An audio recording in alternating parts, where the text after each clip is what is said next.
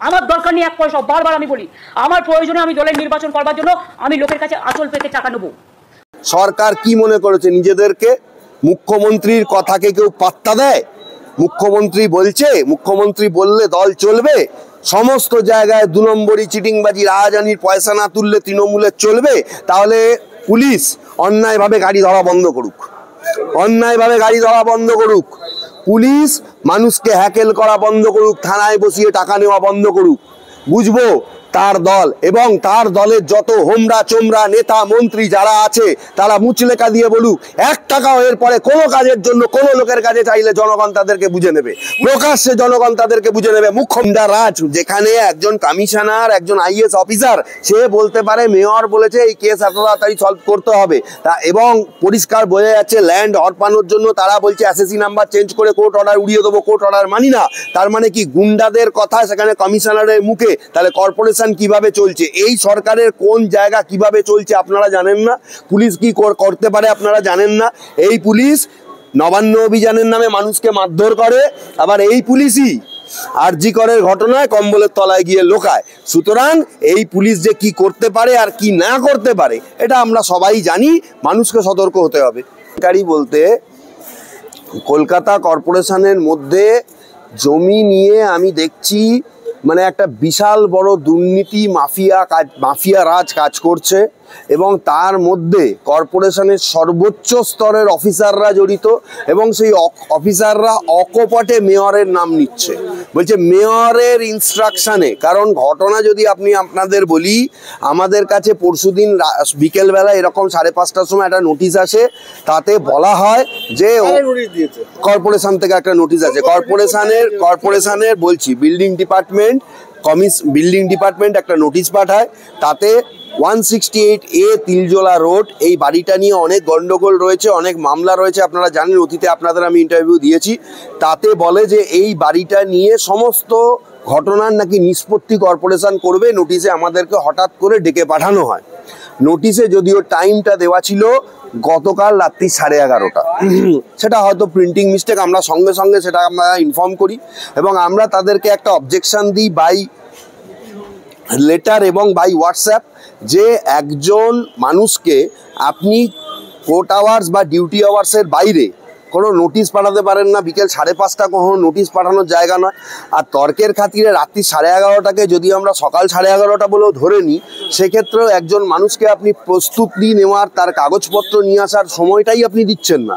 Minimum আমরা দেখেছি court এবং অন্যান্য যে কোনো জায়গায় সেখানে মিনিমাম 3 দিনের একটা সময় থাকে, সেখানে মাত্র 12 ঘন্টা একটা লোককে সময় দেওয়া হচ্ছে না। এটা মানে আমি কি করে হলো আমি বুঝতে পারছি না। দ্বিতীয় আর একটা ঘটনা, এবার আমরা যখন সেখানে গেলাম সেখানে কি হলো, সেখানে আমরা গিয়ে দেখতে পেলাম যে ব্যক্তি আমাদের বিরুদ্ধে অভিযোগ করেছিলেন কর্পোরেশনের কাছে, তিনি বসে আছেন। কমিশনারের রুমে আমাদেরকে ডাকা হয়, আমার সঙ্গে আরও 3 জন অ্যাডভোকেট ছিলেন, আমি ছিলাম, দিলীপ দা ছিল, মাসুদ দা ছিল এবং আমাদের ক্লায়েন্ট ছিলেন। কিন্তু দেখা যাচ্ছে যে কমিশনারকে তারা তাদের বক্তব্য বলছেন, আমরা যখনই কিছু বলতে যাচ্ছি যে আপনি আমাদের কাগজগুলো দেখুন, আমাদের কথা শুনুন অন্তত একবার, সঙ্গে সঙ্গে আমাদেরকে উনি অপমান করছেন, আপনারা বাইরে গিয়ে কথা বলুন, বাইরে গিয়ে বকবক করুন। কে বলছে? কমিশনার, কলকাতা কর্পোরেশনের commissioner, in absence of mayor, যিনি কর্পোরেশন চালানোর ক্ষমতা রাখেন, যিনি একজন আইএস অফিসার, তার মুখে এই ধরনের কথা, আমাদের কাগজপত্র কথা বলবে, উনি বলছেন বাইরে গিয়ে বকবক করুন। এটা কি ধরনের সৌজন্য? তারপরে উনি মাসুদদাকে একটা পর্যায়ে বললেন, আপনি হাওয়ায় কথা বলছেন, আমি তো আপনার কথা শুনছি না, আপনাকে যখন বলতে বলা হবে তখন বলবেন। উনি আমাদের যে আদার সাইড, দেখুন কেসের ক্ষেত্রে অনেক কিছু হতে পারে। এবার আমি তাকে বললাম যে এই পার্টিকুলার বাড়িটা নিয়ে অনেক মামলা আলিপুর কোর্টে পেন্ডিং রয়েছে, লোয়ার কোর্টে, ওপরের কোর্টে, হাইকোর্টে পেন্ডিং রয়েছে, এইটা তো কর্পোরেশন শুনতেই পারে না। আমাদেরকে তারা বলছে আপনার বাড়ির এসএসসি নম্বর কত? আমরা তখন বললাম 168-এর থেকে আমার মক্কেল ওখান থেকে লিস্ট ডিড নিয়ে মালিক হয়েছে। এবার সেই মালিকানা যেভাবে এসেছে আমাদের এসএসসি নাম্বার এখনো পর্যন্ত দেওয়া হয়নি এবং এটা নিয়ে মামলা চলছে। আপনাদের কর্পোরেশনের যারা অ্যাডভোকেট তারা সেই মামলায় অ্যাপিয়ার করেছে, মামলায় আমাদের মামলা শেষ অবধি স্টে আছে। বলছে আমি ওসব বুঝি না, এসএসসি নম্বর নেই, আমি লোককে সার্ভে করিয়ে আমি 1 সপ্তাহের মধ্যে এসএসসি নম্বর ফেলে দেবো, কোর্টের অর্ডার আমি মানি না, কোর্টের সব অর্ডার আমি উড়িয়ে দেবো। এসএসসি নাম্বার আমি আলাদা করে দিয়ে কোর্টের সব অর্ডার আমি উড়িয়ে দেবো। আপনার কমিশনার তার নিজের চেয়ারে বসে এই কথাটা বলছেন, কলকাতা মিউনিসিপাল কর্পোরেশনের কমিশনার তিনি তার চেয়ারে বসে এই কথা বলছেন। আমি বলবো যদি তার সততা থাকে, যত জায়গায় আমরা তার নামে কমপ্লেন করেছি সেই জায়গায় কমপ্লেনেন্ট যত অথরিটি, সেখানে যদি সিসিটিভি ফুটেজ থাকে সেই ফুটেজ খতিয়ে দেখা হোক তিনি কি বলেছেন। এবং তিনি পরিষ্কার বললেন, আমি বললাম যে তাহলে আমাদেরকে সময় দাও, কাগজ আমাদের আরো কিছু দেখাতে চাই। না, মেয়র বলেছে এটা 15 দিনের মধ্যে নিষ্পত্তি করতে হবে। আমি বলতে চাই যে মেয়র কি কোর্টের উপরে? যিনি মেয়র হন না কেন, মেয়রকে নিয়ে এত বহু সময় বহু কথা শোনা যায়, তাহলে আজকে তার মুখে মেয়রের নামটা কিভাবে উঠে আসছে? একটা কোর্টে একটা কেস চলছে, একজন ব্যক্তির একটা মামলা কোর্টে চলছে, সেইটা নিয়ে প্রচুর মামলা পেন্ডিং আছে, আলিপুর কোর্টে পেন্ডিং আছে, হাইকোর্টে পেন্ডিং আছে। কর্পোরেশন জানে কোর্টের ইনজাংশন আছে till to the disposal of the suit. সেখানে বলছেন উনি যে আমাদের বিরুদ্ধে, যাদের বিরুদ্ধে আমাদের মামলা, তাদের অ্যাপ্লিকেশনে মেয়র সাড়া দিয়ে বলেছে 15 দিনের মধ্যে নিষ্পত্তি করে দিতে হবে। তাহলে এটা কিসের ইঙ্গিত? আমি মনে করি কর্পোরেশন লোকের জমি এইভাবে মানে জোর করে দখল করে নেওয়ার একটা মানে খেলা, এই যে প্রমোটিং রাজ। কারণ যে জায়গাটা আপনি যদি দেখেন, একটা জায়গা কলকাতার বুকে, সেই জায়গাটার এখন কয়েক কোটি টাকা দাম। সেখানে আশেপাশে ছোট বড় ইললিগাল আনস্যাংশনড তিলজলা রোডে প্রমোটিং হয়েছে, প্রচুর হচ্ছে। এবং কদিন আগেই আপনারা সেটা দেখতে পেরেছেন যে ওই সুশান্ত ঘোষের ঘটনা, ওটা সুশান্ত ঘোষের এলাকা নয়, তার পাশের এলাকা, কিন্তু ওই এলাকায় আনস্যাংশন ছোট বড় মানে ওটা ওই জায়গার প্রতি লোভ রয়েছে বহু ল্যান্ড মাফিয়ার, বহু বড় বড় প্রমোটারের। ওই জায়গা যদি 4.5-5 বিঘা জায়গা কলকাতার বুকে, তারা যদি ওই জায়গাটা পায়, যেভাবে হোক তারা সেইটাকে চেষ্টা করছে। এবং এই ধরনের চক্র যে একদম কলকাতা কর্পোরেশনের মাথায় বসে আছে, মেয়র শুদ্ধ যে জড়িত, একদম পরিষ্কার কালকের ঘটনার পরে। আমি ওনার অপসারণ চেয়েছি, সমস্ত জায়গায় চিঠি করেছে। একজন আইএএস অফিসার, তার মুখের ভাষা এরকম হতে পারে না। তিনি আমাদের ডেকেছেন 11:30টার সময়, রাত্রি 11:30টার সময় মিটিংয়ের জন্য তিনি আমাদের কল করেছেন। তার সেখানে মানে তার বলা উচিত যে আমাদের ভুল হয়েছে, সেখানে আমাদেরকে তিনি এইভাবে হ্যাকেল এবং হ্যারাস করার চেষ্টা করছেন। এবং জমি হড়পে নেওয়ার একটা সিদ্ধান্ত, যেখানে বলছে কোর্ট অর্ডার আমি মানি না। একটা কমিশনার, কলকাতার একজন কমিশনার, তিনি বলছেন আলিপুর কোর্টের ইনজাংশন অর্ডার আমি মানি না, আমি কর্পোরেশনকে দিয়ে এসএসসি নম্বর চেঞ্জ করে দেবো। তার মানে কর্পোরেশনকে দিয়ে আমি ল্যান্ড গ্র্যাব করিয়ে দেব। এবং মেয়র এক্ষেত্রে আমাকে ইনস্ট্রাকশন দিয়েছেন, এই কথার মানে সেটাই দাঁড়ায়।